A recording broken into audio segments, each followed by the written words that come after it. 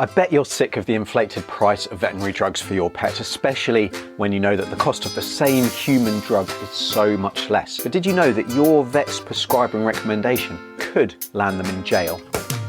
Welcome to the Call the Vet Show, the podcast that helps pet parents understand and optimize the health of their furry family so they can live the full and happy life you want for them. And here's your host, veterinarian Dr. Alex Avery. Hello, kia ora, and welcome back to another episode of the show. This is such an important topic for all pet parents to be aware of. So hopefully you'll get some really good information and some good tips about how to get cheap or cheaper drugs for your pet, which I discussed towards the end of this episode.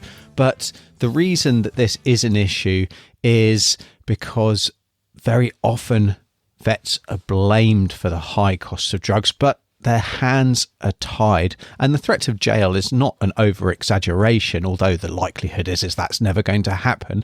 The legislation really is against you, the pet parent, getting the best value for money for the medication for your pet, as I'll discuss today, where I talk about the secrets of the pharmaceutical industry, how they are taking advantage of you and your vet. And then, like I say, how you can get your pet's medication for the most affordable price. But before we do jump into that, it's great to be spending some time with you again. And this is just your reminder that if you're not already following the show, hit that follow or subscribe button on whatever app you're listening to this on. Maybe bookmark the website if you're listening to this at ourpetshealth.com or callthevet.org. It takes you to the same page. And if you do get value from this episode and you feel that it will benefit other pet parents who are in a similar position to you, I'd love it if you could forward the link to friends or family, or share this episode on whichever social platform you choose to spend your time on. And with that out the way, let's jump in to today's episode. And now, on with the show. Now, back when I first graduated, we used to use a lot of human medications because there was a lack of pet-specific options. Now, they may not have been in the most pet-friendly forms. After all, how many of us want to eat meat-flavoured pills?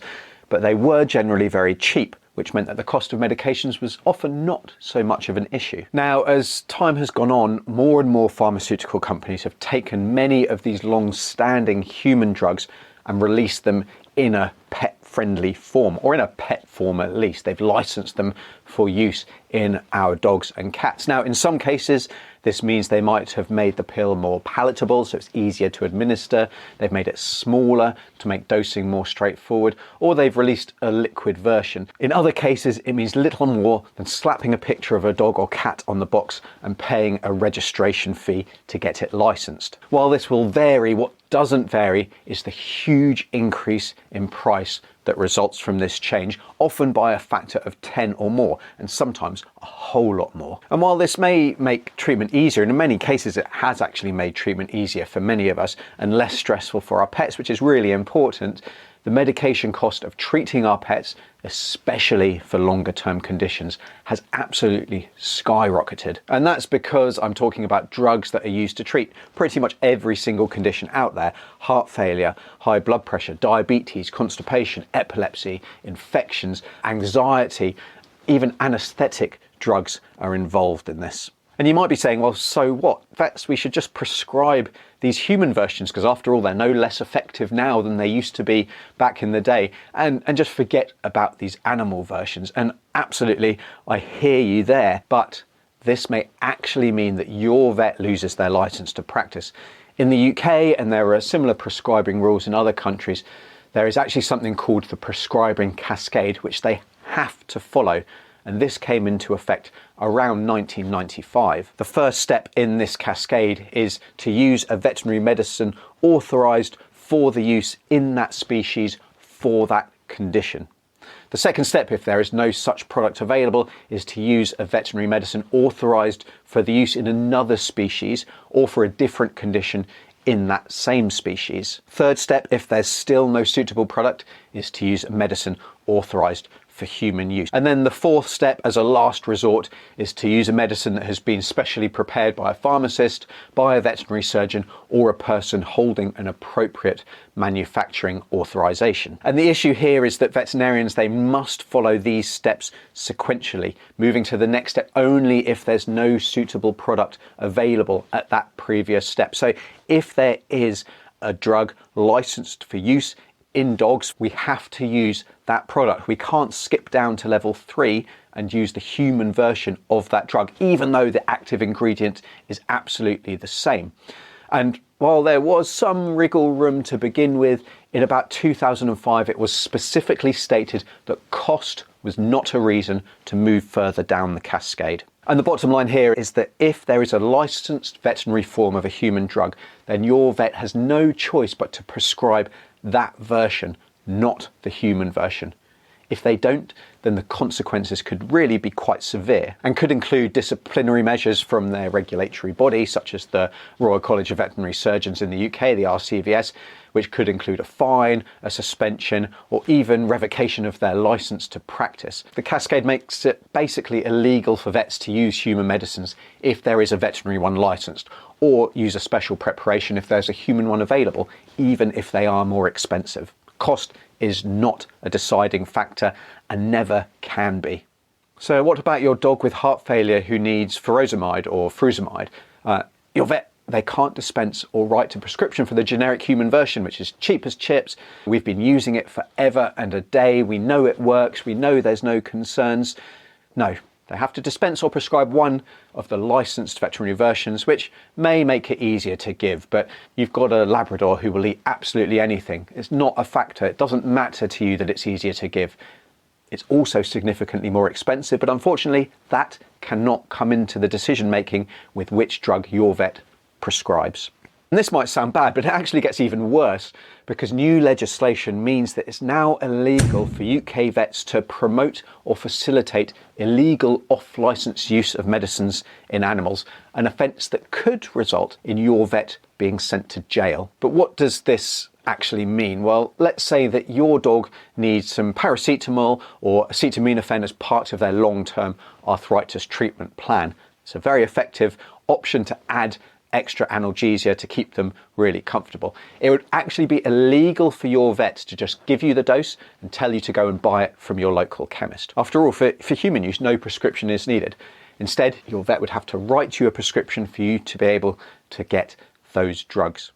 Now, different situation. Let's say your dog was having a mild allergic reaction out of hours and your vet felt that an antihistamine tablet was all that was needed. It would now be a criminal offence to recommend, advise or suggest that the client buy the human product for administering to that animal. Ridiculous? Well, I think so too.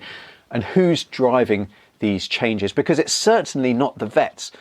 It's the vets that get blamed, but it's certainly not the vets. In the UK, it's the Veterinary Medicines Directorate, or the VMD, that regulates and enforces the veterinary medicine regulations. This is the same agency which ensures that vets are not allowed to purchase medications from human drug wholesalers and limit where they can source their drugs from. And the result of this is that in many cases, your vet won't even be able to buy a drug for the price that an online pharmacy is able to sell it to you for. And yet it's the vets that are being blamed and investigated for the high costs of drugs. There's something really wrong here. All that being said, how can you get the most cost-effective medication for your pet? Well, I've got 5 steps that you can take. The first step is to ask if there is a cheaper version of the same medication that you could give instead.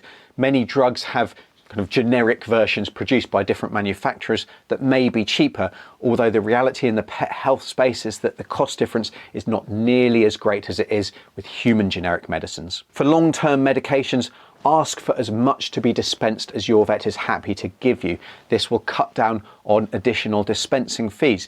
You know, maybe normally you get given a month's supply and you have to come back every month to collect more medication, but your vet is actually happy for you to have 6 months without needing to check your pet. So just ask. Now, this is going to vary with drug. For example, I'm not allowed to give more than 1 month of some seizure medication, and that is a legislative requirement.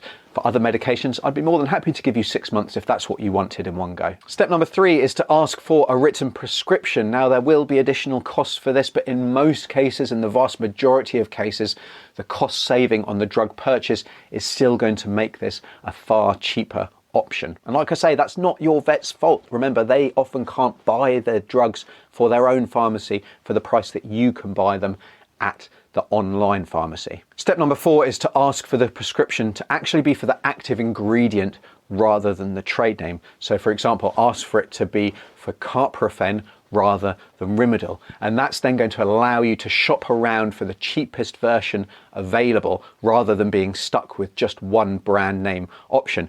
One thing to be aware here is that some online pharmacies, they actually require it to be the trade name on that prescription. Most though will allow that active ingredient and really will prefer it as well. And then the 5th way to get cheaper drugs for your pet is that if there is an over-the-counter human option, and clearly this isn't going to be the case for the majority of treatments, but there are a number of over-the-counter treatments that we do use, you also need to be sure it's the same with nothing potentially harmful added, for example the sweetener xylitol or any additional active ingredients, but then just use that human version instead. Just don't expect your vet to get involved with any recommendation about this. Helping your pet live the happy, healthy life they deserve. So I hope this episode has given you some insight into this complicated topic and maybe some information that you weren't aware of, and that might have changed your view of where some of the problems lie within the pet health space. I've spoken in previous episodes, if you dive back last one or maybe the one before that, about talking about some of the other issues within the pet health industry that we all need to be aware of so we can all work together. With that in mind, if you get value from this episode, and I really hope that you have, if you'd share this with any friends or family or on that social platform, I'd really appreciate it, just to help me get the word out there, to help more pet parents and to help more pets in need of good care. And so, until the next episode, I'm veterinarian Dr. Alex. This is the Call the Vet Show, because they're family. That's it for this episode of the Call the Vet Show. Be sure to visit callthevet.org to join the conversation, access the show notes, and discover our fantastic bonus content. We'll see you next time.